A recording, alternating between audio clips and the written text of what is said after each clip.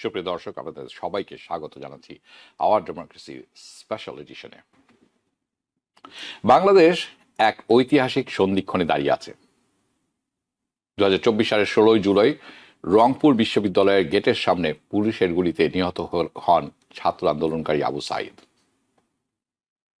Live সম্প্রচারে ধরা পড়ে তার শেষ প্রতিরোধের মুহূর্তটি পরিণত হয় একটি বিপ্লবের প্রতীকে।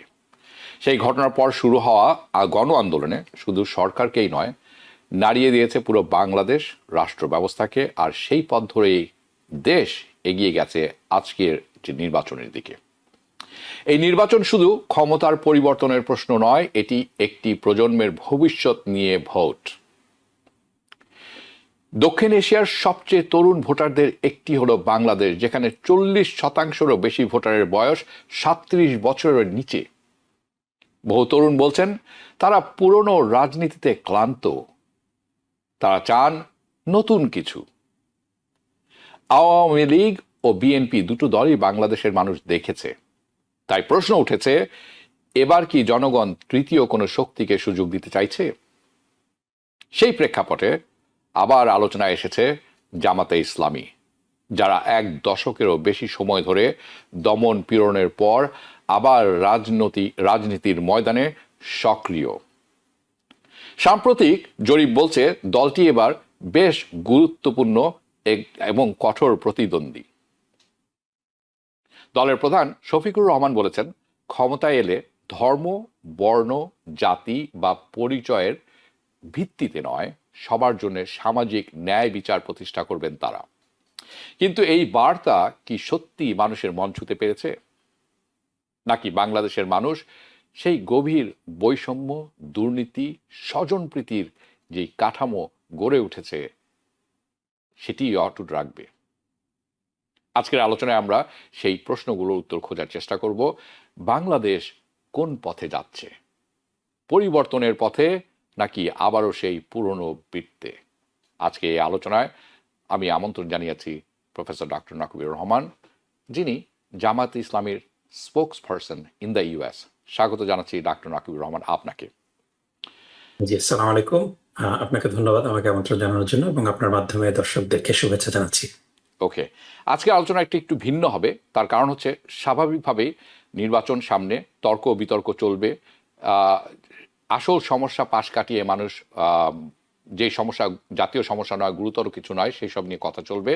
কিন্তু সামনে যেহেতু ইলেকশন, মানুষের মনে অনেক প্রশ্ন, বাংলাদেশ কোন পথে যাচ্ছে, কারা নিয়ে যাবে সেই পথে। কিন্তু সেই আলোচনায় যাওয়ার আগে আমি শুরু করতে চাই সেখান থেকে যেখানে আসলে প্রথম ঘটনা ঘটে গেল, অন্যতম একটি, সেটি হচ্ছে আবু সাইদের মৃত্যুকে কেন্দ্র করে যে গণ আন্দোলন শুরু হয়েছিল, সেটি কি শুধু সরকার পতনের মধ্যেই সীমাবদ্ধ থাকলো, নাকি এটি সত্যিকারের একটি প্রাতিষ্ঠানিক পরিবর্তনের সূচনা করতে পেরেছে বলে আপনি মনে করেন, অথবা জনগণের দৃষ্টিতে আপনি ব্যাখ্যা করতে পারেন? ধন্যবাদ আপনাকে। খুব ক্রিটিক্যাল প্রশ্ন করেছেন আপনি, এবং এটা সত্যিকার অর্থে উত্তর দেওয়া এবং প্রত্যাশা প্রাপ্তি, এটা এই কথা বলতে গেলে অনেক আসলে আবেগ চলে আসে। আমরা সত্যিকার অর্থে শুধু আবু সাইদ না, আবু সাইদ, মীর মুগ্ধ, ওয়াসিম সহ 1400-রও বেশি তরুণ, শিশু, নারী যারা জীবন দিয়েছে, তাদের এই আত্মত্যাগকে আমরা কি সত্যি ধারণ করতে পেরেছি কিনা, তাদের রক্তের যে আমানত, সেই আমানতের আমরা যথাযথ মর্যাদা দিতে পেরেছি কিনা, এই প্রশ্নের উত্তর সত্যি সত্যি দিতে গেলে আমাদের আরো অপেক্ষা করতে হবে। সত্যি কথা বলতে কি, আমরা এত বেশি হতাশার মধ্যে ছিলাম দীর্ঘ 17 বছর। 2013 সালে এরকমই একটা আন্দোলন কিন্তু সংগঠিত হয়েছিল, এবং সে সময় যদি আপনি রিকল করেন, ঢাকা কিন্তু সারা বাংলাদেশ থেকে পুরোপুরি বিচ্ছিন্ন হয়ে গিয়েছিল। অবরোধ চলছিল 2014 সালের একতরফা নির্বাচনের বিরুদ্ধে। কিন্তু দুর্ভাগ্যজনকভাবে সেই সময় আওয়ামী লীগ সরকার তাদের যে ডিভাইড অ্যান্ড কনকার এর রুল বাংলাদেশ জামাত ইসলামী এবং বিএনপির বিরুদ্ধে এত বেশি ভীতির সঞ্চার করেছিল যে সাধারণ মানুষের পার্টিসিপেশন কিন্তু আমরা সেভাবে পাইনি, যেই কারণে পুরা বাংলাদেশ ঢাকা থেকে বিচ্ছিন্ন হওয়ার পরও ঢাকাতে আন্দোলন জোরদার না করতে পারার কারণে সেই সরকার কিন্তু সার্ভাইভ করে গিয়েছিল। এরপরে আমরা আবার কোটা আন্দোলন দেখলাম 2018 সালে, সেটাও স্তিমিত হয়ে গেল। নিরাপদ সড়ক আন্দোলন স্তিমিত হয়ে গেল। তারপরে 2023 সালে আমরা নির্বাচনের আগে একটা আন্দোলন শুরু করতে চেয়েছিলাম, কিন্তু সেখানেও আমরা খুব একটা সফলতা দেখাতে পারিনি। সে কারণেই জনগণ কিন্তু বিএনপি এবং জামাতকে খুব একটা আস্থায় আনতে পারছিল না এ কারণে, এবং ভয় ভীতি তো অবশ্যই ছিল। কিন্তু সেই ভয় ভীতি উপেক্ষা করে 2024-এ আমাদের তরুণরা, এবং এখানে আপনি যেটা বলেছেন যে আইকনিক মোমেন্ট হলো শহীদ আবু সাইদকে গুলিবিদ্ধ করা, এবং একটা নিরীহ যুবক তাকে আহ, একেবারে গুলি করে, পাখির মতো গুলি করে মেরে ফেলা, এই ভিডিওটা কিন্তু আপনার যদি আমরা কম্পেয়ার করি এগুলা মানে দিজ আর ফেনোমেনাল মোমেন্ট। আমার রডনি কিং মোমেন্ট বলেন আপনি, কিংবা আপনি টিউনিসিয়াতে সেই ফলের দোকানদার যিনি গায়ে সেই আগুন ধরিয়ে দিয়েছেন। গায়ে আগুন ধরিয়ে দিয়েছে। So this is one of those moment যে সাধারণ মানুষকে নাড়া দিয়েছিল, এবং সাধারণ মানুষ এটা যদি শুধু বিএনপি এবং জামাত এবং এনসিপির কিছু নেতৃবৃন্দ যদি মাঠে আন্দোলন করতেন, এই সরকারকে পতন করানো সম্ভব হতো না। সাধারণ মানুষ নেমে এসেছিল, এবং এদের নেমে আসার পিছনে যেই কয়েকটা আইকনিক, কারণ মানুষের আবেগ কিন্তু খুব সফট, মানে এটাকে যদি নাড়া দেওয়া যায় তখন কিন্তু অনেক অসাধ্য সাধন করে ফেলতে পারে মানুষ। হ্যাঁ, এবং সেটাই হয়েছিল এই এই আত্মত্যাগের ফলে।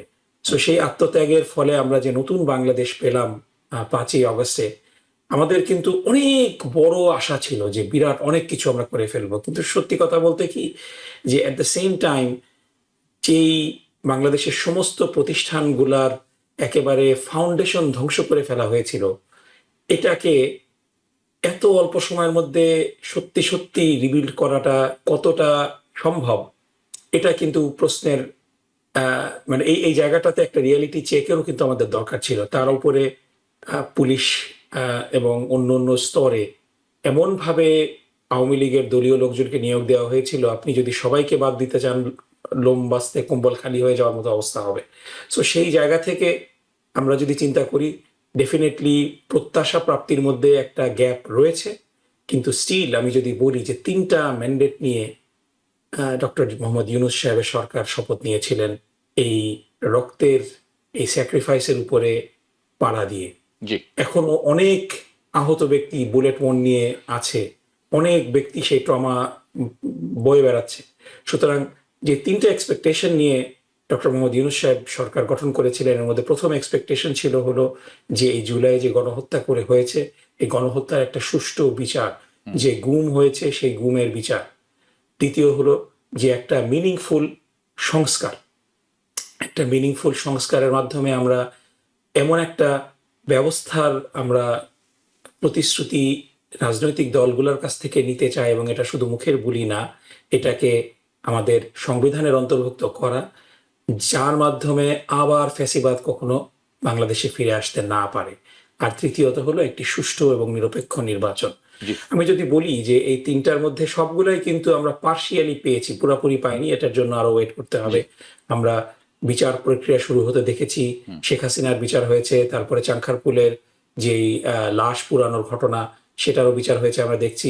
ডেফিনেটলি আরো কিছু বিচার হতে পারতো, কিন্তু বাস্তবিক কারণে একটু ইয়ে হয়েছে। সংস্কারের ক্ষেত্রে আমরা দেখেছি যে বিএনপির কারণে কিন্তু অনেক সংস্কার বাধাগ্রস্ত হয়েছে, কিন্তু তারপরও জুলাই সনদ সই হয়েছে, আমরা গণভোটের মাধ্যমে যাচ্ছি, এবং ফাইনালি আমরা সুষ্ঠু এবং নিরপেক্ষ নির্বাচন আশা করি 12ই ফেব্রুয়ারিতে আমরা দেখব।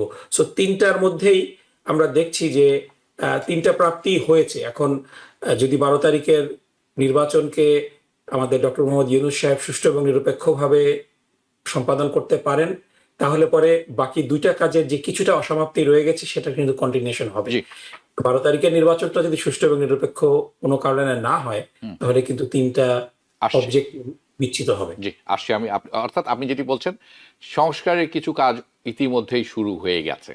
এটা কোথায় যায়, কত দূর যায়, এটা এখন জনগণের উপরে ডিপেন্ড করছে, নির্ভর করছে।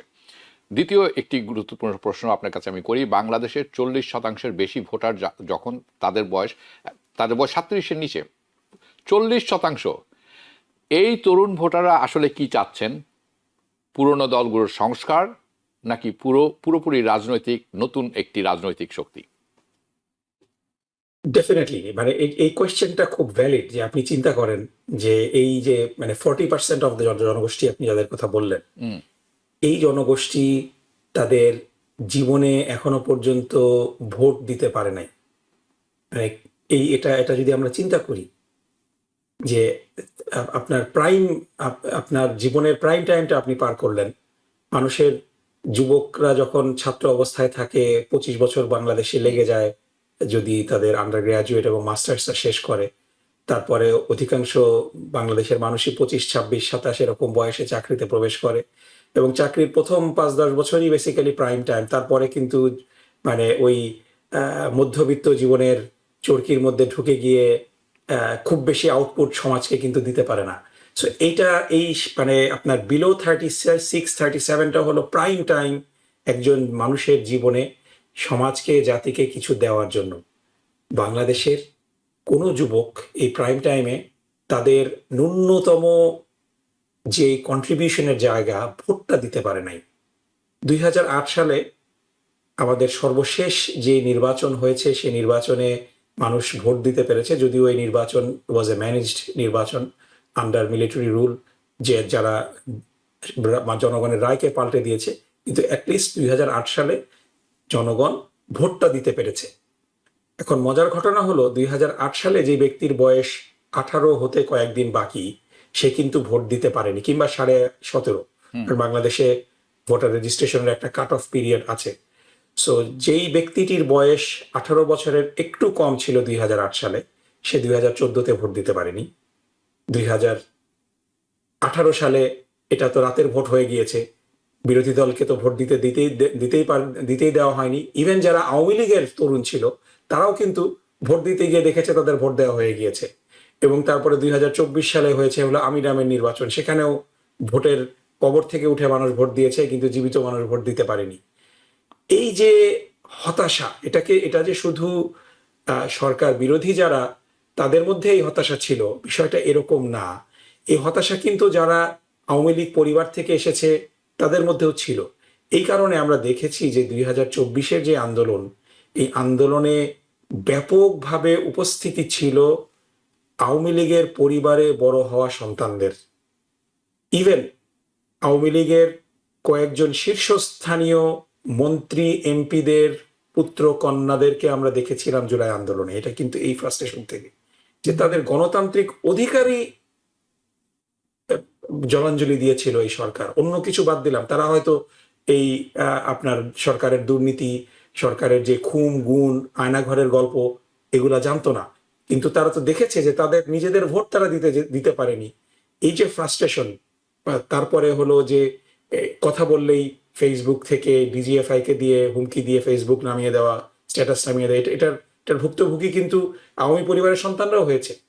সুতরাং এই যে তরুণদের একটা হতাশা ছিল, ফ্রাস্ট্রেশন ছিল, তার উপরে যদি আপনি দীর্ঘ এই 1 বছরে আপনি দেখেন যে তারা কিন্তু আমাদের জেনজিদের, আমি শিক্ষক হিসাবে আই এনকাউন্টার জেনজি এভরিডে। তাদের মানে it's a completely different generation. আমাদের আগের জেনারেশন, আমি হলো তাদের থেকে 2 জেনারেশন উপরে, জেন এক্স। আমার ওয়াইফ মিলেনিয়াল। আমি দেখি যে আমার সাথেই আমার ওয়াইফের কিছু মানে ক্যাটাগরি, মানে কিছু স্পেসিফিক চিন্তা ভাবনা থেকে শুরু করে সবকিছুর একটা ডিফারেন্স আছে। যে যে মানে ইভেন মিলেনিয়ালরা যে দ্রুত আপনার টেক্সট টাইপ করতে পারে, আমরা কিন্তু কিবোর্ডে অভ্যস্ত। এখনো পর্যন্ত সেলফোনে কোনো কিছু লিখতে অনেক সময় লেগে যায়, আমার কিন্তু কিবোর্ডে আসতে হয়। সো এই জেনারেশন জেন জি কিন্তু ইভেন আরো অ্যাডভান্স। তারা, আমার বাচ্চাদেরকে দেখি যে তারা কোনো কিছু যখন দেখে নর্মাল স্পিডে দেখে না, তারা ডবল স্পিডে দেখে। সো তাদের access to information, fact checking, এটার অ্যাবিলিটি অসামান্য। আপনি তাদেরকে চাতা দিয়ে বুঝাইতে পারবেন না। Hmm, they will fact check you. আমি দেখেছি যে আমি ক্লাসে যখন লেকচার দেই, if they don't like something, they fact check you right away, they challenge you. So এটা কিন্তু শুধু আমাদের দেশে না, হুম। এটা কিন্তু মানে এটা আমেরিকাতে না, এটা কিন্তু সারা দুনিয়াতেই জেনজিদের এটা একটা ক্যারেক্টার যে they R bold, Yeah. they are unafraid to ask and they continuously fact check. সুতরাং আপনি তাদেরকে একটা কথা বলবেন, তারা আপনার এই কথাটাকে ভেরিফাই না করে ভার্বেটাম বিশ্বাস করবে, এই রাজনীতির দিন শেষ হয়ে গিয়েছে। এই Or- কারণে এই জেনারেশন চায় যে রাজনৈতিক দলগুলা তাদের কথা অ্যাটলিস্ট শুনুক। রাজনৈতিক দলগুলা পুরনো বন্দোবস্ত, ওই সেই পরিবারতন্ত্র, জি। সেই চাঁদাবাজি, এটার থেকে মুক্ত হয়ে অর্থাৎ- একটা নতুন রাজনীতি, নতুন একটা কিছু চায়, পরিবর্তন চায়। Okay. এটাই কিন্তু তাদের মেইন অ্যাসপিরেশন। সো পরিবর্তন চায় নতুন প্রজন্ম, এবং আপনি বলছেন তারা অনেক দ্রুত প্রসেস করে সবকিছু, দে আর ফাস্টার, দে আর ফ্যাক্ট চেকস। তার অর্থ হচ্ছে সোশ্যাল মিডিয়া এবারে ইলেকশনে খুব ভালো একটি প্রভাব রাখবে বলে বাংলাদেশের ক্ষেত্রেও বলছে আপনি মনে করছেন। প্রশ্নটি ছিল আসলে যে নতুন রাজনৈতিক শক্তি চাচ্ছেন নাকি নতুন পুরনো দলের সংস্কারই তারা নতুন করে নেবেন। You have 10 seconds to answer that part. না, ডেফিনেটলি এখানে নতুন দল পুরনো দল এটা বিষয় না। নতুন দল of course they want something new, এটা হলো বটম লাইন। ওকে, সো পুরনো দলগুলোও যদি নতুন কিছু ডেলিভারি দিতে পারে, নতুন কিছু দিতে পারে, ডেফিনেটলি তরুণরা এটাকে অ্যাকসেপ্ট করবে। কিন্তু জি। যদি আমরা সেই পুরানো বস্তা পচা রাজনীতি প্রেজেন্ট করি, they will reject it outright. Okay, আমি আসছি সেই প্রসঙ্গে, দায়বদ্ধতার, সেটি আমার শেষ প্রশ্ন থাকবে, কাজে প্রস্তুত থাকবেন আমি আশা করি। আপনি আওয়ামী লীগ এবং বিএনপি দুটি দলের কথা বলেছেন। সো আওয়ামী লীগ ও বিএনপি দুটি দলের শাসন অভিজ্ঞতার পর, জনগণের অবশ্যই হয়েছে, আমরা দেখেছি, এই দু দলেরই শাসন অভিজ্ঞতার পর জনগণের মধ্যে যে তৃতীয় বিকল্পের আগ্রহ দেখা যাচ্ছে এখন, সেটি কি বাস্তব রাজনৈতিক পরিবর্তনের ইঙ্গিত নাকি শুধুই একটি ক্ষণিকের অসন্তোষ? আপনি কি মনে করেন? না, এটা আমার মনে হয় যে this is real. The excitement that we are seeing, it's not a bubble, it is a momentum. এটাকে অনেকেই বাবল বলে ডিসমিস করছে। হ্যাঁ ভাই, দেখেন, রিয়ালিটিটা হলো যে আপনি যদি দেখেন যে বিগত দিনগুলোতে আওয়ামী লীগ এটা করতো সবসময়, এবং আওয়ামী লীগের যারা এই ধরনের প্রচার প্রচারণা করতো, দুঃখজনকভাবে সেই একই প্লেবুকের একটা পৃষ্ঠা বিএনপির বুদ্ধিজীবীরা ব্যবহার করার চেষ্টা করছে। তারা বাংলাদেশ জামাত ইসলামীকে খুবই আন্ডার এস্টিমেট করে তাদের যেই বয়ান, সেই বয়ানটা তৈরি করার চেষ্টা করছে এবং করেছে, এবং জনগণ কিন্তু সেটাকে রিজেক্ট করছে। আমি খুব সিম্পল কথা বলি, যে ধরেন বাংলাদেশে সর্বশেষ যদি আমরা ভোটের অঙ্কটা দেখি, যে জামাত ইসলামী 1991 সালে এবং 1996 সালে একা একা নির্বাচন করেছে। 91 সালে জামাত ইসলামী 220-এর মতো আসনে প্রতিদ্বন্দ্বিতা করে 12% ভোট পেয়েছে, 12.32%, এবং 18টা সিটে জয়যুক্ত হয়েছিল। এবং 96 সালে ভোটের পার্সেন্টেজ ওয়াজ প্রিটি ক্লোজ, 12% থেকে এটা একটু কমে সম্ভবত 9%-এর মতো হয়েছিল, কিন্তু আসন সংখ্যা কমে গিয়েছিল। খুব অনেকগুলো আসনে জামাত ইসলামী খুব অল্প ব্যবধানে হারার কারণে আসন সংখ্যা 3-এ নেমে এসেছিল। এরপরে 2001 সালে বাংলাদেশ জামাত ইসলামী এবং বিএনপি যেটা রিয়েলাইজ করেছে, যে 1996 সালে বাংলাদেশ জামাত ইসলামী অনেকগুলো আসনে অল্প ভোটে হেরে গিয়েছে। একই ঘটনা ঘটেছিল বিএনপির ক্ষেত্রেও, যে বিএনপিও অনেকগুলো আসনে অল্প ভোটে হেরে গিয়েছে। সো ওই যে অল্প ভোটে হেরে যাওয়া, ওই জায়গাতে বিএনপি এবং জামাতের ভোট যদি যুক্ত হয়, তাহলে পরে আওয়ামী লীগের একটা ভূমিধস পরাজয় হবে, এটা নির্বাচনের ভোট প্রাপ্তি বলে দিচ্ছিল। এবং ওই ক্যালকুলেশনটা 2001 সালে কাজ করেছিল নাজিম কামরান সাহেব, আপনাদের মনে আছে, এটা এই বিষয়ে তিনি লিখেছিলেন, এবং তার ওই লেখার ফলশ্রুতিতেই এই জোটটা কিন্তু খুব এফেক্টিভ একটা জোট ছিল। এবং 2001 সালে সেই জোটে বাংলাদেশ জামাত ইসলামী থেকে 2জন মন্ত্রী সেই সরকারের অংশ ছিল। আমার আব্বা মরহুম মতিউর রহমান নিজামী, আল্লাহ রাব্বুল আলামিন তাকে শহীদ হিসেবে কবুল করুন, এবং শহীদ আলী হাসান মোহাম্মদ মুজাহিদ, তারা সে সরকারের পর্যায়ক্রমে 3টা মন্ত্রণালয় পরিচালনা করেছেন। আমার আব্বা কৃষিমন্ত্রী ছিলেন শুরুর দিকে, পরবর্তীতে তিনি শিল্প মন্ত্রণালয়ের দায়িত্ব পালন করেছেন, এবং শহীদ আলী হাসান মোহাম্মদ মুজাহিদ সমাজ কল্যাণ মন্ত্রণালয়ের দায়িত্ব পালন করেছেন। এবং এরপরে চলে এসেছে 2008 সালের নির্বাচন, যে নির্বাচনের আউটকাম আর্মি আগে থেকে ডিসাইড করে রেখেছিল। এরপরে তো বাংলাদেশে কোনো নির্বাচনই হয়নি। সুতরাং 2008-এর নির্বাচনের ফলাফলকে আমি গণনার মধ্যে আনতে চাই না। সো 2001-এ জামাত ইসলামী বিএনপির সাথে সমঝোতার কারণে 30টি সিটে নির্বাচন করেছিল, যার ফলে আপনি যদি 30টি সিটে নির্বাচন করেন, অফকোর্স আপনার 270টা সিটের ভোট তো বিএনপির পকেটে গিয়েছে। এখন 30টি সিটে নির্বাচন করার কারণে জামাত ইসলামের ভোটের পার্সেন্টেজ ছিল 4%, এবং সমস্ত আওয়ামী বুদ্ধিজীবী জামাতকে এইভাবে ডিসমিস করে দিত যে জামাতের ভোট তো 4%-এর বেশি না। কিন্তু মানে এটা একটা বুদ্ধিভিত্তিক দেউলিয়া এই কারণে যে আপনি জানেন যে জামাতের অন্য অন্য জায়গার ভোটগুলা 270 সিটে, এটাকে যদি আপনি মিনিমামও ধরেন, ওয়ার্স্ট কেস সিনারিও হলো জামাতের ভোট 10 থেকে 12%, যেটা জামাত 91 এবং 96 পেয়েছে, এবং 91-96 পরে জামাতের গ্রোথ আরো অনেক বেশি হয়েছে। জি সো সেই হিসাবে জামাতের ভোটটা মোটা দাগে আমরা জানি যে 10 থেকে 12%, 15%-এর মধ্যে ওভার করে।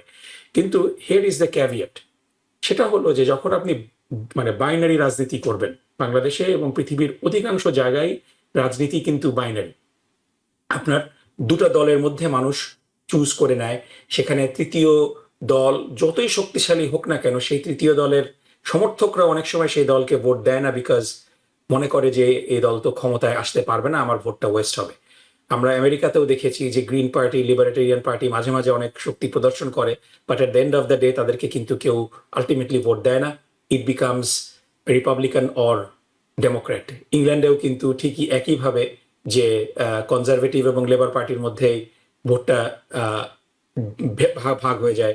থার্ড পার্টি কিন্তু অনেক সময় ভালো করলেও খুব বেশি ভালো করতে পারে না। জি সো এই জন্য আপনি যখন বাইনারি পলিটিক্স এর মধ্যে থাকবেন, আওয়ামী লীগের সেই 32% থেকে 40%-এর ভোট যেটাই বলেন, বিএনপিরও একই পার্সেন্টেজের ভোট, এর মধ্যে কিন্তু পুরাটা ভোটই বিএনপি এবং আওয়ামী লীগের না। এটা আমাদের অনেক সময় আমরা বুঝতে পারি না, আমরা মনে করি যে যেই সংখ্যাটা তারা পেয়েছে এটাই তাদের ভোট।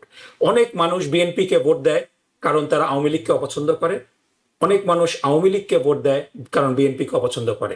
এই কারণে আমরা যদি এই মানে আওয়ামী লীগের ওই ভোটের হিসাবটা ধরে নিয়ে মনে করি যে এটাই আওয়ামী লীগের বেসিক ভোট, কেউ কাউকে ভোট দিলে কিন্তু তার মাথা কিনে নেয় না, এই ভোটটা সুইং করতে পারে, এবং এটাই করে স্পেশালি বাইনারি পলিটিক্সে এই ঘটনাটা ঘটে।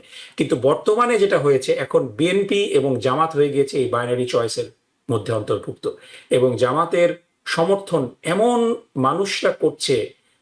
আমি তো টিকটক খুব বেশি ইউজ করি না, কিন্তু আমি টিকটকে ঢুকে অবাক হয়ে যাচ্ছি যে একেবারে খুবই মডার্ন সফিস্টিকেটেড আরবান মহিলারা কিংবা ইউথরা, যারা আপনি ট্রেডিশনালি তাদেরকে প্র্যাকটিসিং মুসলিমও বলবেন না, ওয়েস্টার্ন পোশাক পরা, ইভেন শর্টস পরা মহিলারা, তারা দাড়িপাল্লার প্রচারণা করছে।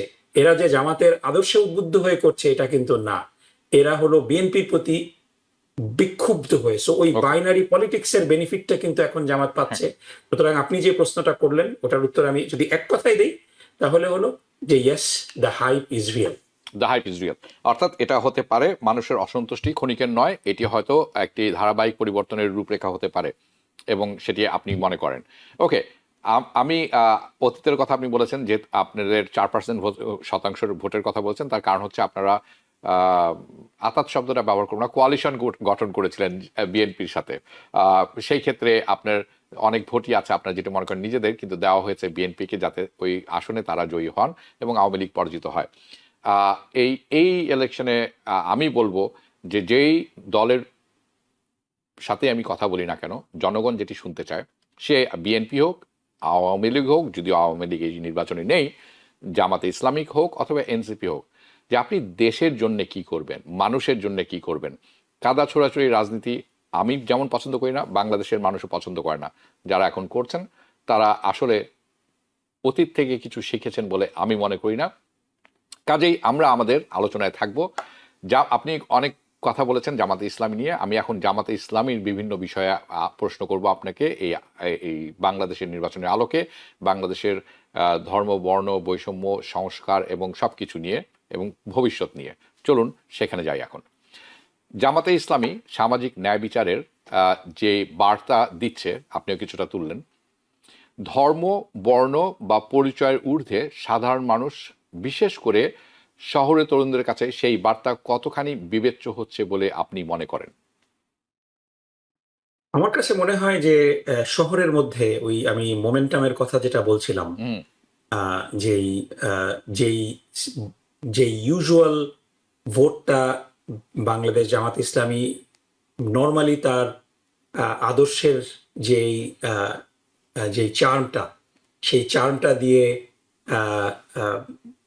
সাধারণ এই এই এই এই শ্রেণীকে হয়তো কনফিডেন্সে আনতে দীর্ঘদিন পারেনি। এখন আমরা দেখছি যে শহরগুলাতে সাধারণ মানুষের মধ্যে বাংলাদেশ জামাত ইসলামের ব্যাপারে উৎসাহ উদ্দীপনাটা শহরের মধ্যে বেশি, এবং এটার কারণ হলো যে বিএনপির যে, যদিও আমি কাদা ছোড়াছুড়ি করতে চাচ্ছি না, কিন্তু মানে ইট হ্যাজ টু বি মেনশনড যে অফকোর্স বিএনপি আমাদের শরিক দল ছিল দীর্ঘদিন, আমাদের নির্বাচনী পার্টনার ছিল। এই আন্দোলনে বিএনপির অনেক ত্যাগ আছে। বিএনপিও একটা মজলুম সংগঠন, বিএনপির অসংখ্য নেতাকর্মী নিহত হয়েছে, গুম হয়েছে। এই এই এই শ্রদ্ধাটা, এটা যদি অ্যাকনলেজ না করি তাহলে পরে আমরা সত্যি অকৃতজ্ঞ হব। বিএনপির contribution tremendous, specially Begum Khaleda Zia, তিনি যেভাবে আনকম্প্রোমাইজিং ছিলেন, আনবাউড ছিলেন, এটা বাংলাদেশের সমস্ত জনগণের জন্য একটা ইন্সপিরেশনের বিষয় ছিল। এবং বেগম খালেদা জিয়াকে বিএনপি যতটা না ধারণ করে, আমি সত্যিকার অর্থে মানে আমি দায়িত্ব নিয়ে এবং আবেগ নিয়ে বলতে চাই যে বেগম খালেদা জিয়ার প্রতি শ্রদ্ধা বাংলাদেশ জামাত ইসলামের প্রতিটি নেতাকর্মীর আছে। এবং এটা ব্যক্তি বেগম খালেদা জিয়া হিসেবে না, তিনি যেভাবে আপোষহীনভাবে তিনি আপোষ করেননি, সমস্ত অত্যাচার নির্যাতনের মুখেও তিনি শি ওয়াজ আনবাউড। এই কারণে, এবং শহীদ প্রেসিডেন্ট জিয়াউর রহমান যেভাবে বাংলাদেশকে একটা ধ্বংসের মুখ থেকে ফিরিয়ে এনে ঐক্যবদ্ধ বাংলাদেশ গড়ে তুলেছেন, শহীদ প্রেসিডেন্ট জিয়াউর রহমান এবং খালেদা জিয়াকে কিন্তু জামাত ইসলামী ধারণ করে। হুম। এই দলকে আমরা দেখেছি যে 2025 সালের 5ই অগস্টের পরে একেবারে বেপরোয়াভাবে জনগণের কাছ থেকে যেইভাবে চাঁদাবাজি, তারপরে আপনি পত্রিকা অফিস দখল থেকে শুরু করে আমরা মানে এমন একটা অবস্থা দেখলাম যে দে আর মানে they couldn't wait to come to power, they already assume power before the election. এবং প্রশাসনেরও একটা অংশ তাদেরকে এভাবে ট্রিট করা শুরু করলো যে হ্যাঁ, দে আর আমি আসছি পার্টি। সেই প্রসঙ্গে, কিন্তু আমার প্রশ্নটি আপনার কাছে ছিল, আপনার দল জামাতে ইসলামী যেই বার্তাটি দিচ্ছে সবাইকে, যে আমরা সবাইকে নিয়ে, ধর্ম বর্ণ সবাইকে নিয়ে, ডাজেন্ট ম্যাটার, পরিচয়ের ঊর্ধ্বে গিয়ে দেশকে নিয়ে কাজ করব, এই বার্তাটি তরুণদের কাছে কেমন ভাবে প্রতিধ্বনিত হচ্ছে বলে আপনি মনে করেন? সেটি ছিল প্রশ্ন। হ্যাঁ, ওই ওই জায়গায় যাচ্ছি। সো এই জায়গাটা থেকে যে মানুষ বিএনপির উপরে যে আস্থার জায়গাটা ছিল, সেই জায়গাটাতে আস্থা রাখতে পারছে না, যেই কারণে আমাদের দিকে তাকাচ্ছে যে আমরা কি করতে পারি। এবং আমরা আমাদের অবশ্যই আমরা 88 পৃষ্ঠার ইস্তেহার দিয়েছি, কিন্তু সবাই কিন্তু 88 পৃষ্ঠার ইস্তেহারটা পড়বে না। এজন্য আমরা এটাকে খুব সামারাইজ করে, এবং আমি জেনজির কথা বলতে গিয়ে বলছিলাম যে তারা খুব থরো, এই মানে তারা খুব ফ্যাক্ট চেক করে, কিন্তু at the same time they lack attention span. তাদের অ্যাটেনশন স্প্যানটা কিন্তু খুব অস্বল্প। সো এই কারণে আমরা আমাদের টোটাল ইলেকশন ক্যাম্পেইনটাকে, আমরা যদি আমাদের থিমটা আমরা দেখেন, সেটা হলো যে চলো একসাথে গড়ি বাংলাদেশ। আমরা একা একা বাংলাদেশকে পরিবর্তন করতে পারবো না, আমরা সবাইকে নিয়ে পরিবর্তন করব। এবং আমাদের ওভারঅল থিমটাকে যদি আমরা দেখি যে আমরা 5টা হ্যাঁ, আমরা 5টা কাজ করব, আমরা 5টা কাজ করব না। আমরা সততাকে হ্যাঁ বলছি, ইন্টিগ্রিটি ইয়েস। আমরা ঐক্যকে হ্যাঁ বলছি, ইউনিটি ইয়েস। সুবিচার, সামাজিক ন্যায় বিচার, জাস্টিসকে ইয়েস বলছি। আমরা যোগ্যতা, কম্পিটেন্স, দক্ষতাকে ইয়েস বলছি। আমরা এমপ্লয়মেন্টকে ইয়েস বলছি। সাথে সাথে আমরা 5টা জিনিসকে কমপ্লিটলি রিজেক্ট করছি। করাপশনকে আমরা রিজেক্ট করছি, ফ্যাসিবাদকে আমরা রিজেক্ট করছি, আমরা অথরিটেরিজমকে রিজেক্ট করছি, আমরা আনএমপ্লয়মেন্টকে রিজেক্ট করছি, আমরা চাঁদাবাজিকে রিজেক্ট করছি। সো এটা হলো আমাদের 5টা ওভারঅল ওভার আর্চিং প্রমিস, যে আমরা 5টা কাজ করব এবং আমরা 5টা কাজ থেকে বিরত থাকব। এটা হলো আমাদের সবচেয়ে সামারাইজড ভার্সন। এবং আমরা দেখছি যে স্পেশালি দুর্নীতি এবং চাঁদাবাজিকে যে আমরা না করছি, 1 নাম্বার এবং 5 নাম্বার না, এবং এটার সাথে সাথে আমরা যদি আমাদের মানে কমপ্লিমেন্টারি হ্যাঁ আমরা দেখি, আমরা সততা এবং দক্ষতা, মানে আপনার এমপ্লয়মেন্টকে আমরা হ্যাঁ বলছি। সো এই জায়গাটা is what's resonating with general people. আরেকটা ছোট্ট কথা বলে একটু শুরু করি, যে আপনার দুর্নীতির কথা, দুর্নীতি দমনের কথা আসছি, দুর্নীতি নিয়ে আমি আলাদা প্রশ্ন করব। আমি এই জানতে চাচ্ছিলাম যে এটার সাড়া কেমন পাচ্ছেন। আপনি জানিয়েছেন যে এই যে it's resonating with the young voters and generation, যেটি জানতে চাচ্ছিলাম। আপনি চাঁদাবাজির কথা উল্লেখ করেছেন।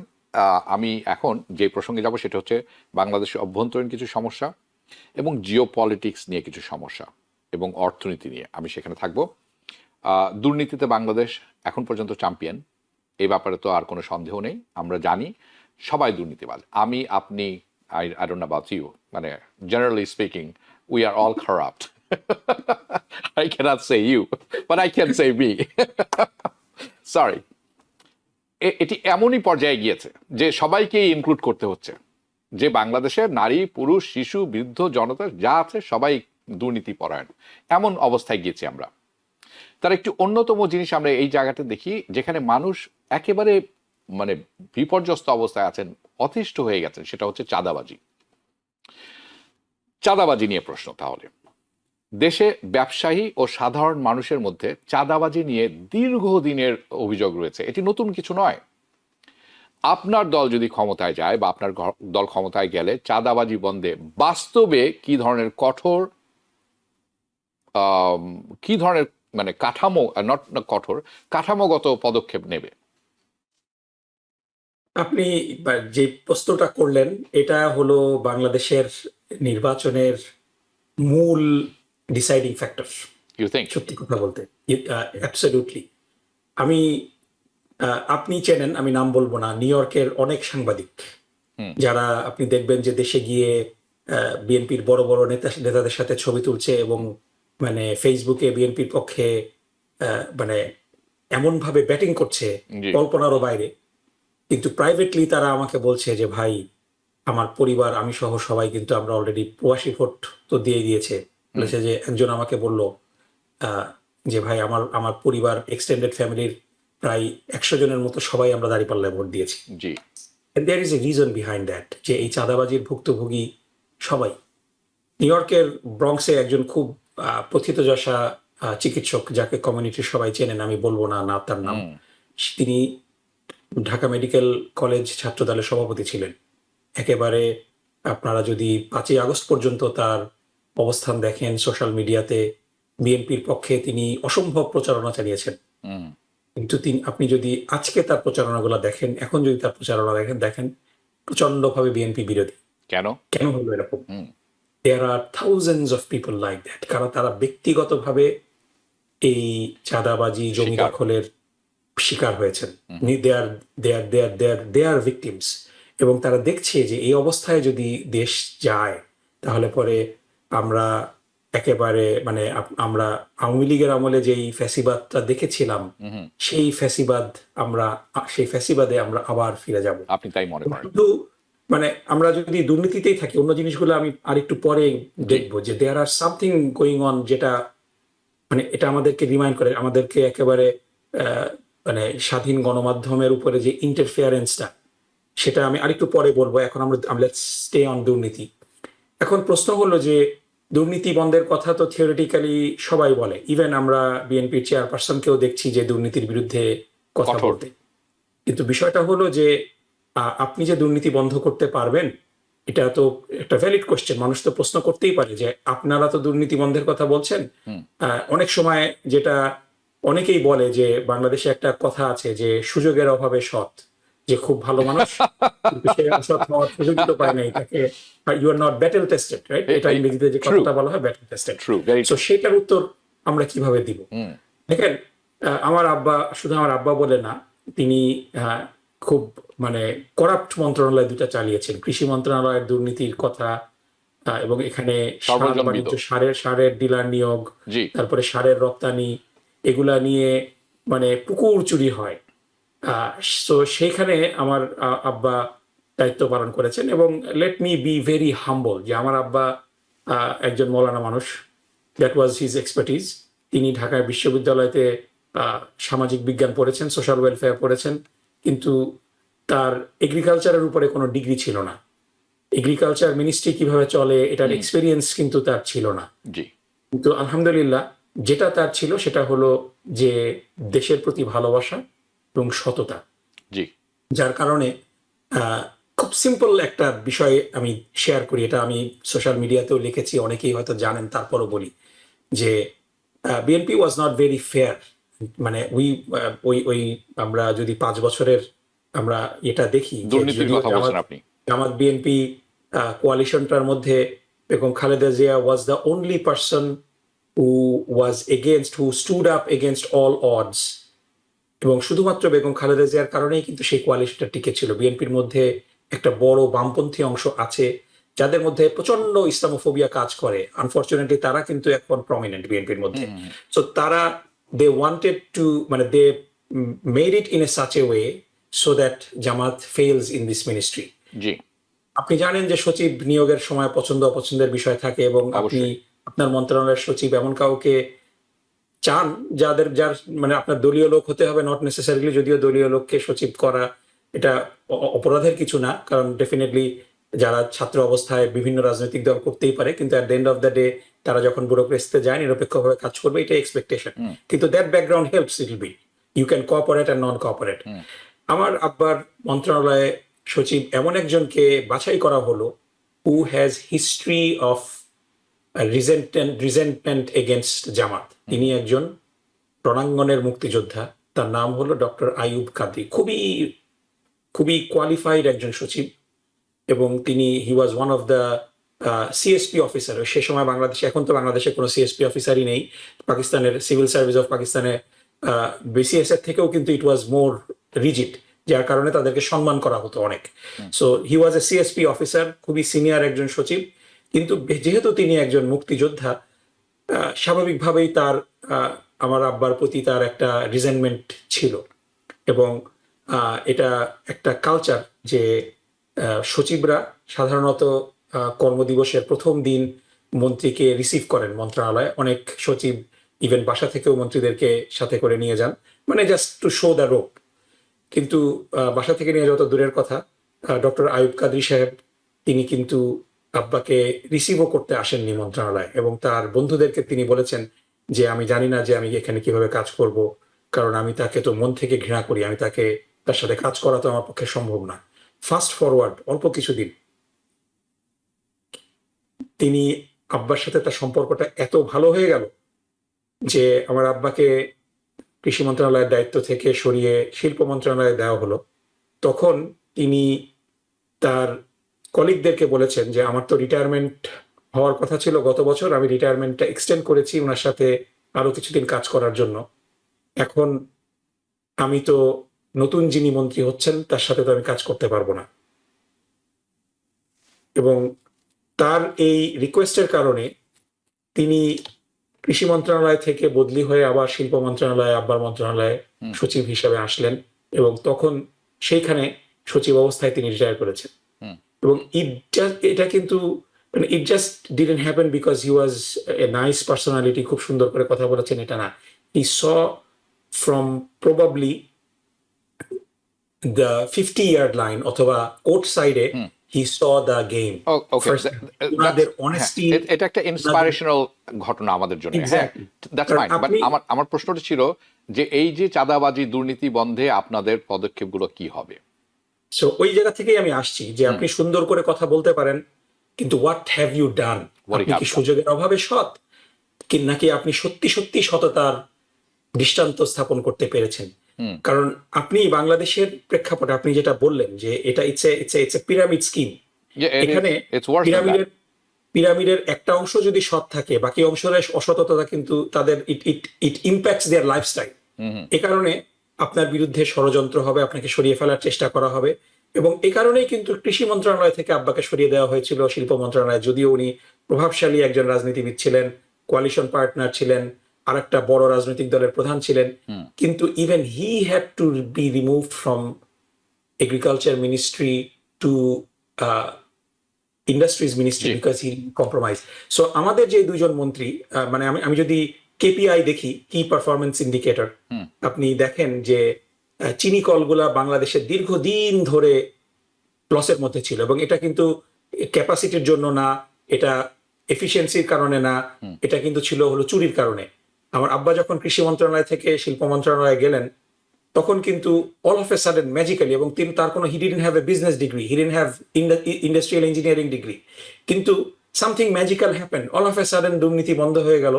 এবং শিল্প মন্ত্রণালয় for the first time in the history of Bangladesh, সেই 3 বছর আপনি যদি দেখেন, সেই 3 বছর কিন্তু শিল্প মন্ত্রণালয় ওয়াজ প্রফিটেবল। সো আমরা শুধু মুখ দিয়ে কথা বলছি না, উই হ্যাভ ডেলিভার্ড, এবং আমাদের যে প্রতিষ্ঠানগুলো আছে, ইসলামী ব্যাংক যেটাকে ধ্বংস করে ফেলেছিল আওয়ামী লীগ, হুম, আমরা আবার সে ধ্বংস থেকে ফিরিয়ে নিয়ে আসছি।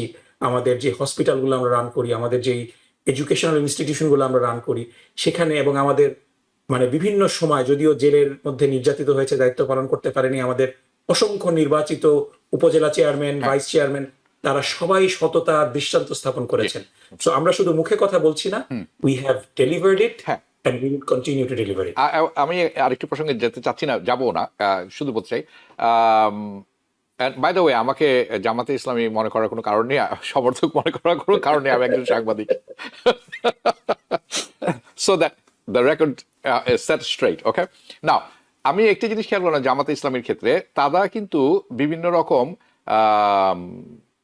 মেডিকেল কলেজ, হাসপাতাল তৈরি করেছেন, রান করেন, ব্যাংক রান করেন। আমার অন্য সময় হয়তো প্রশ্ন করবো যে বাংলাদেশের অন্যান্য দলগুলো করেন না কেন? তারা ব্যাংকে যান লুট করার জন্য। Awami League, BNP both same, doesn't matter. Even এনসিপির অনেকে আছেন কোটি কোটি টাকা কামিয়ে নিয়েছেন কিছুদিন আগে। আমি এ প্রসঙ্গে এখন আলোচনা করবো না, অন্য আরেকদিন, নির্বাচনের পরে হয়তো। কিন্তু আমি নির্বাচনের পরে আপনাকে পাবো কিনা সেটাও আরেকটু কথা, কারণ নির্বাচনে জয়ী হওয়ার পরে আপনি আর আমাকে কাউকেই সবসময় পাওয়া পাবেন যায় না। কিন্তু। হ্যাঁ, আপনার স্পিড ডায়ালে আমি থাকবো, অসুবিধা নেই। I hope so. You don't have to hold my hands, just be there. Okay, আমরা একটু জিও পলিটিক্স নিয়ে আলোচনা করি। শুরু করব জিও পলিটিক্স, স্পেশালি দক্ষিণ এশিয়ার, দক্ষিণ পূর্ব এশিয়া আমরা যেখানে আছি সেখানে। ভারত প্রসঙ্গ, ভারত প্রসঙ্গের প্রশ্ন। বাংলাদেশ ভারত সম্পর্ক অনেক ক্ষেত্রে খুবই সংবেদনশীল, বিভিন্ন কারণে, বিভিন্ন ইস্যুতে, এবং এই বিভিন্ন যে এই সম্পর্কে অনেক ক্ষেত্রে সংবেদনশীল ইস্যুতে আটকে গেছে বর্তমান প্রেক্ষাপটে। এই সম্পর্ককে আপনি কিভাবে ভারসাম্যপূর্ণ, যদি জামাত ইসলামী জয়ী হয়, কিভাবে ভারসাম্যপূর্ণ ও পারস্পরিক সম্মানজনক পর্যায়ে নিয়ে যেতে চান বা নেবেন?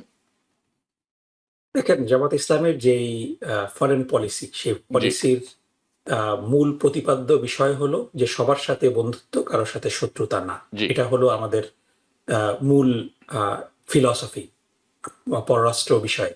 এবং এই ব্যাপারে আমরা সিনসিয়ার যে আমাদের কোনো প্রভু নেই, এবং আমরা কারো সাথে গায়ে পড়ে ঝগড়ার দিকে যাব না।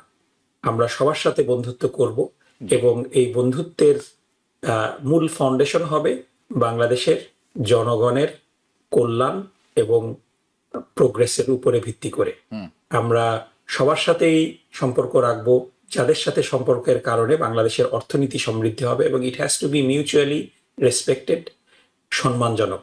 আমরা কারো দ্বারা হুম।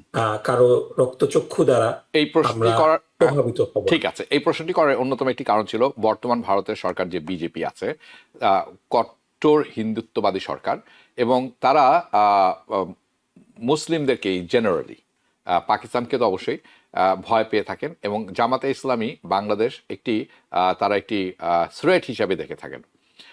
So you have a lot of work cut out for you এই সম্পর্ক উন্নয়নের ক্ষেত্রে, স্পেশালি যখন আপনি বলছেন যে বাংলাদেশের সম্মান এবং ভারসাম্য এবং লাভজনক দিক খেয়াল রেখে সম্পর্ক উন্নয়নে জামাতে ইসলামী আগ্রহী ভারতের সাথে। ওকে, ভেরি গুড।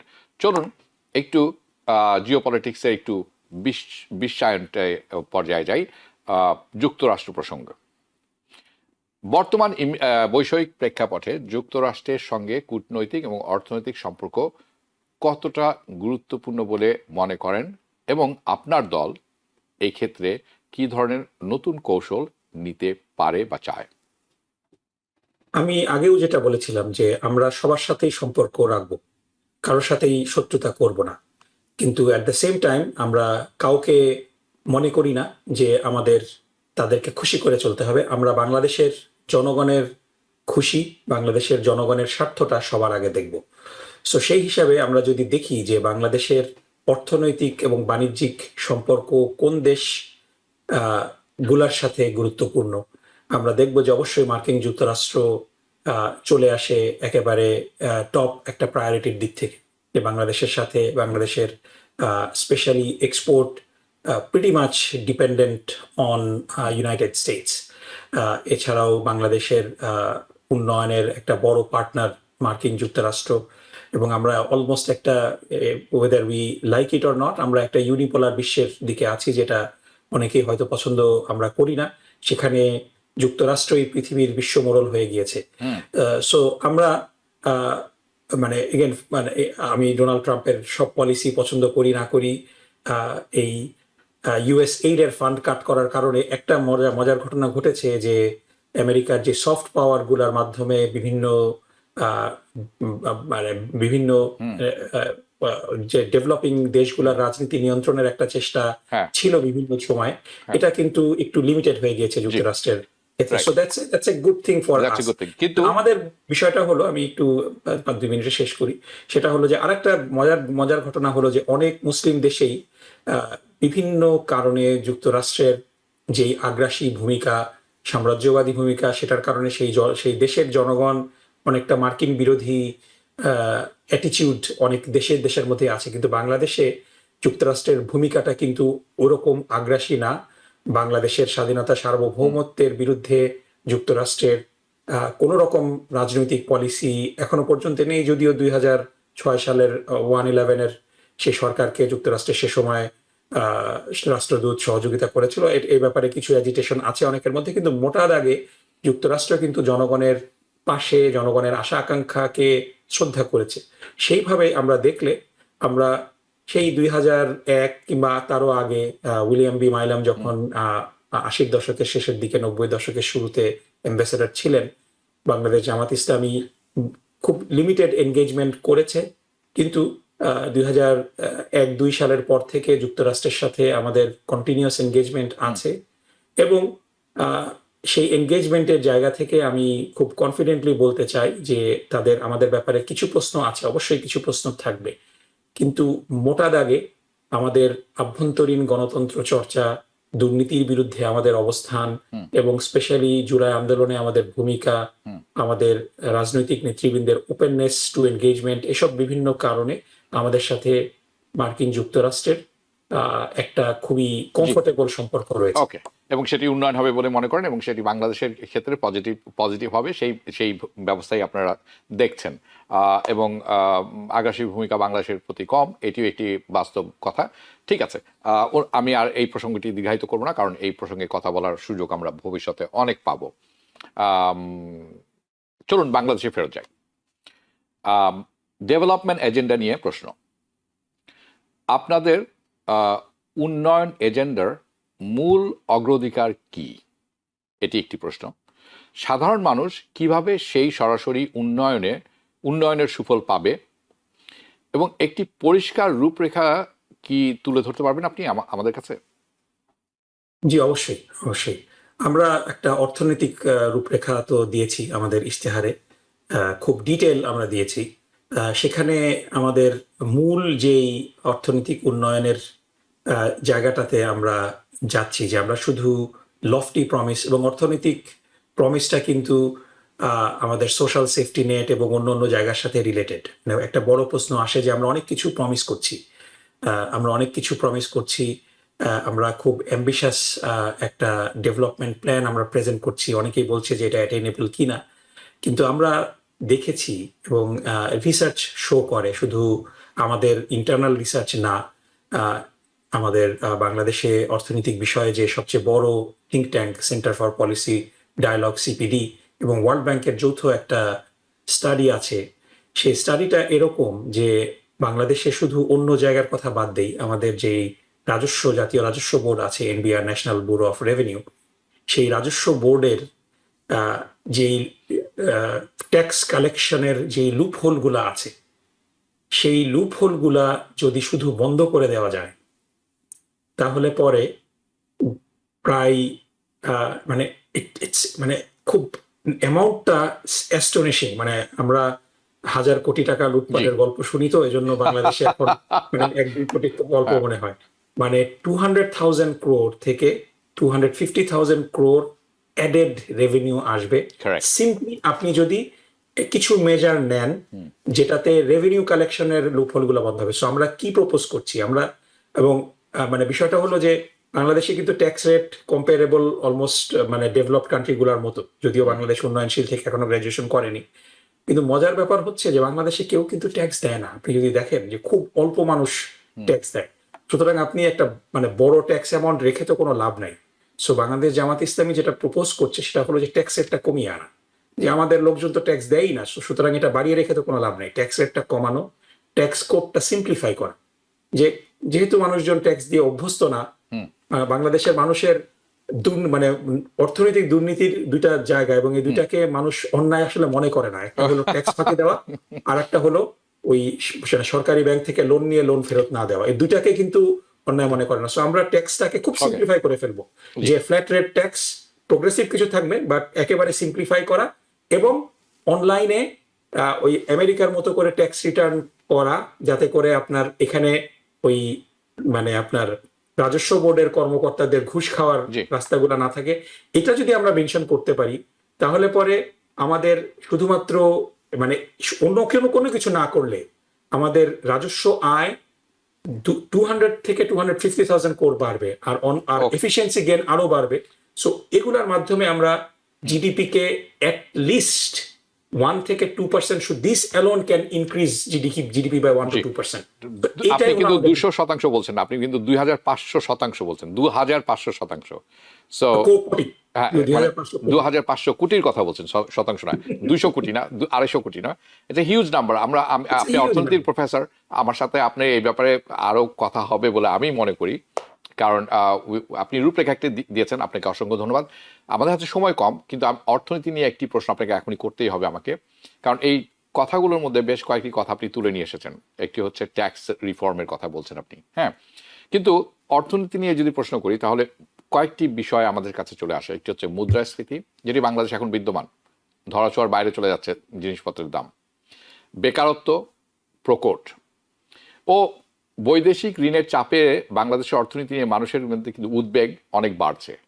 এই পরিস্থিতিতে এই পরিস্থিতি সামাল দিতে আপনার দলের অর্থনৈতিক পরিকল্পনার মূল ভিত্তি কি? আমাদের হাতে সময় কম, সংক্ষিপ্ত থাকলে ভালো হবে। এটা আপনি মানে you hit in the nail, যে আমরা এই যে বড় বড় গত 15 বছরে আমরা মেগা প্রজেক্ট গুলো দেখেছি, এই মেগা প্রজেক্টের দুর্নীতির একটা বড় অংশ হলো যে ইট ওয়াজ ওভার ইনভয়েসড। 1 টাকার মানে 10 টাকার কাজ মানে 1 টাকার কাজ করে 10 টাকা বিল নেওয়া হয়েছে, এবং বাকি 9 টাকা বিদেশে পাচার করা হয়েছে, এবং এই 10 টাকার ঋণের সুদ বাংলাদেশের একটা জিডিপির বড় অংশ হয়ে যাচ্ছে। সো এই জিনিসগুলা মানে এটা থেকে বের হয়ে আসতে অনেক সময় লাগবে। সো আমরা যেটা মোটা দাগে করতে চাই যে মুদ্রাস্ফীতি যদি ধরি, মুদ্রাস্ফীতির কারণ কি আমাদের উত্তরবঙ্গে, by the way, something amazing is going on in Rangpur বিভাগ, রাজশাহী বিভাগ এবং খুলনা বিভাগ। Jamaat Islam is expected to do very well, এবং এই সমস্ত জায়গার চাষিরা তারা একদিকে দাম পায় না, তাদের কৃষি পণ্য হাই করতে হয়, ফেলে দিতে হয়। অন দ্য আদার হ্যান্ড, বাংলাদেশের ঢাকা শহরে কিংবা অন্যান্য বড় শহরে এই কৃষি পণ্যের দাম আকাশচুম্বী, সাধারণ মধ্যবিত্ত এগুলো কিনতে পারে না। জি। মাঝখান থেকে এই মধ্যস্বত্বাভোগী মিডলম্যানরা, এই ফরিয়ারা, তারা কোটি কোটি হাজার হাজার কোটি টাকা বানিয়ে ফেলছে, এবং এটার একটা চাঁদাবাজির ইন্ডাস্ট্রি তৈরি হয়েছে। সো আমরা যদি চাঁদাবাজিটাকে টোটালি এলিমিনেট করে দিতে পারি, একেবারে এই চাঁদাবাজির শিখার প্রান্তিক কৃষকরা হচ্ছে, জি। ট্রান্সপোর্টেশন সাপ্লাই চেনের ইয়েরা হচ্ছে, বা আপনার হোলসেলাররা হচ্ছে, এবং সবচেয়ে বড় কথা হলো ম্যানুফ্যাকচারাররা হচ্ছে। সো আমরা যুগান্তকারী যে সিদ্ধান্ত নিয়েছি যে আমরা কৃষকদেরকে সুদ মুক্ত ঋণ দিব, আমরা এটাকে বলছি ঠিক আছে। কর্জে হাসানা। সো এই কর্জে হাসানার মাধ্যমে কৃষকরা তাদের বীজ কিনতে পারবে, সার কিনতে পারবে, এবং হারভেস্টের সময় কোল্ড স্টোরেজে ইনভেস্ট করতে পারবে, যাতে করে তাদের হারভেস্টটার সাথে সাথে বিক্রি না করতে হয়। জি। এবং আমরা যদি চাঁদাবাজি মুক্ত করতে পারি, এটা কিন্তু it will B A first step to remove. কারণ আপনার যেখানে সিম্পলি আমি পাবনার মানুষ, পাবনাতে পটলের উৎপাদন খুব ভালো হয়।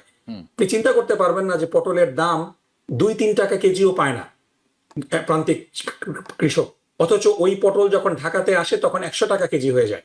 মাঝখানের যে যে ট্রাক থেকে চাঁদাবাজি, ট্রাকের, এবং এক এক জায়গার মাস্তান, পাবনার মাস্তান বিএনপির চাঁদা নিচ্ছে, আগে ছাত্রদল নিত, এখন ছাত্রদল নেয়, তারপরে আপনার যমুনা ব্রিজের উপরে নেয়, মানে প্রত্যেকটা জায়গায় দের ইজ চাঁদাবাজি। সো আপনার দাম বাড়বে না কেন? সো চাঁদাবাজি এবং দুর্নীতি মুক্ত যদি আমরা করতে পারি, এবং আমরা যদি এফিসিয়েন্সি ট্রেনিং দিতে পারি, আমাদের একটা অ্যাপ আমরা রয়েছে দক্ষতা ট্রেনিং, যে আমরা যারা যুবক তাদেরকে আমরা দক্ষতা ট্রেনিং দেব, এবং যুবকদেরকেও যখন তারা গ্র্যাজুয়েশন করবে আমরা বেকার ভাতা দেব না, আমরা তাদেরকে এগেইন ইন্টারেস্ট ফ্রি লোন দেব, যাতে করে তারা আরো স্কিল ডেভেলপ করতে পারে, এবং এই স্কিল ডেভেলপ করে তারা কর্মসংস্থান করতে পারে। এজন্য আমরা একটা অ্যাপও লঞ্চ করেছি, এটার নাম হলো দক্ষতা অ্যাপ।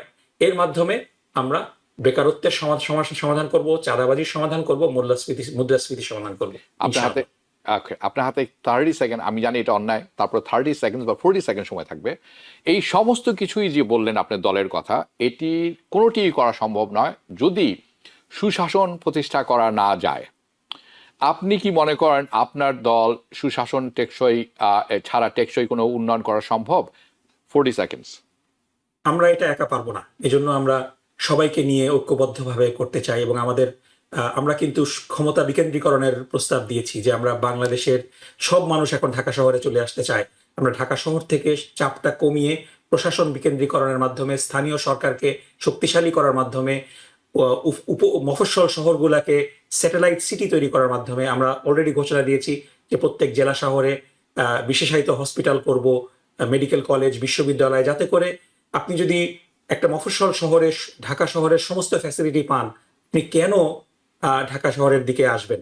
সো এই কাজগুলো করার মাধ্যমে সুশাসন নিশ্চিত করতে হলে আপনাকে লোকাল গভর্নমেন্টকে শক্তিশালী করতে হবে, এবং এই লোকাল গভর্নমেন্টকে শক্তিশালী, দুর্নীতিমুক্ত করার মাধ্যমেই আমরা একটা সুখী সমৃদ্ধ বাংলাদেশ গড়ে তুলতে পারবো। এবং এটা আমরা একা পারবো না, আমরা সবাইকে নিয়ে আমাদেরকে করতে হবে, এবং এটাই আমাদের মোটো। প্রফেসর নাকিবুর রহমান, আপনাকে অসংখ্য ধন্যবাদ সময় দেওয়ার জন্য। আপনার সাথে আমরা নিয়মিত যোগাযোগ রাখবো, কারণ ইলেকশন 12 তারিখে, দেখি কি হয়। আপনার এবং আপনার দলের জন্য রইল শুভকামনা। দেখা হবে পরবর্তী অনুষ্ঠানে আপনার সাথে। আপনাকেও ধন্যবাদ, এবং আমি আশা করি যে আপনারা সবাই শান্তিপূর্ণভাবে 12 তারিখে আপনাদের ভোটাধিকার প্রয়োগ করতে পারবেন। ইনশাআল্লাহ 13 তারিখে আমরা একটা নতুন বাংলাদেশ পাবো, আমরা আশা করতেই পারি। ধন্যবাদ আপনাকে। দর্শক, এতক্ষণ যারা অনুষ্ঠানটি দেখছিলেন, আপনারা খেয়াল করে দেখবেন, আমি অতীতের কোনো কথা টেনে আনিনি। আপনি বর্তমানে কি করছেন, ভবিষ্যতে কি করবেন, আপনাকে জবাবদিহিতার আওতায় আনা যাবে কিনা ভবিষ্যতে যদি আপনি নির্বাচনে জয়ী হন, সেটিই ছিল আমার লক্ষ্য এই অনুষ্ঠানের, এবং সেটি আমাদের লক্ষ্য হওয়া উচিত। আমি আশা করি প্রশ্নগুলি আপনাদের পছন্দ হয়েছে এবং অনুষ্ঠানটি আপনাদের ভালো লাগবে, এবং সেই কারণে এই অনুষ্ঠান করা। দেখা হবে পরবর্তী অনুষ্ঠানে। শুভরাত্রি। টিবিএন 24 টেলিভিশন দেখতে আজই কল করুন 7187776556। লগ ইন করুন www.totalcablebd.com। নিউ ইয়র্ক থেকে সম্প্রচারিত টিবিএন 24 টেলিভিশন বিশ্বজুড়ে বাঙালির কণ্ঠস্বর।